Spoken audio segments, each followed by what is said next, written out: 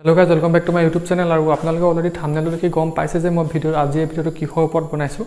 গতিকে বলক প্ৰথমে গৰালটোৰ ভিতৰলৈ যাওঁ আৰু তাত গৈ আপোনালোকক দেখুৱাম কি গছৰ পাত আৰু কেনেকুৱা পাত হয় এইখিনি হৈছে পাতখিনি আপোনালোকে ভিডিওটো দেখিবলৈ পাইছে আৰু গুলমাই দিছো মই এনেকৈ খাবলৈ আৰু পাতখিনি নাম নকলেও আপোনালোকে ধৰিব পাৰিছে মই গম পাইছো আৰু তথাপিও কৈ দিছো যে এইখিনি ঘোঁৰা নিমৰ পাত হয় আপোনালোকে কুকুৰাৰ কাৰণে ঘোঁৰা নিমৰ পাত হওক বা মহা নিমৰ পাত হওক যিকোনো নিমৰ পাত আপোনালোকে ব্যৱহাৰ কৰিব পাৰে কুকুৰাৰ কাৰণে বহুত বেছি উপযোগী এই নিম গছৰ পাতটো যেনেদৰে মানুহৰ কাৰণে যিদৰে উপযোগী নিম গছৰ পাত বিশেষকৈ মহা নিমৰ পাত ঠিক তেনেদৰে কুকুৰাৰ কাৰণে বহুত উপযোগী এইবিলাক পাত যদি আমি খুৱাই থাকো মাজে সময়ে তেন্তে কুকুৰাবিলাকক মানে কি হয় পটককে বেমাৰ নহয় তাহাঁতৰ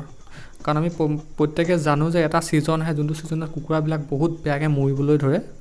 আপোনালোকে যদি এনেকুৱা যদি মানে ঔষধি জাতীয় পাত খুৱাই থাকে নিম গছৰ পাতে হওক বা নৰসিংহ গছৰ পাতে হওক তেন্তে কুকুৰাবিলাকৰ কি হয় মানে আমি সাধাৰণতে যোনবিলাক ডক্টৰৰ দৰৱ খুৱাই এইবিলাক দৰৱ অলপ কমকৈ খোৱালে হয় এইবিলাক পাত খোৱালে আৰু আজি মই এটা সৰু ইনফৰমেশ্যন আপোনালোকৰ লগত শ্বেয়াৰ কৰিলোঁ মই মোৰ কুকুৰাবিলাকক কি খুৱাওঁ ভিডিঅ'টো চাই আপোনালোকে কেনেকুৱা লাগিলে জনাবলৈ নাপাহৰিব আৰু যদি ভিডিওটো চাই আপোনালোকৰ ভাল লাগিলে তেন্তে লাইক কৰি দিব আৰু মোৰ এই চেনেলটো যদি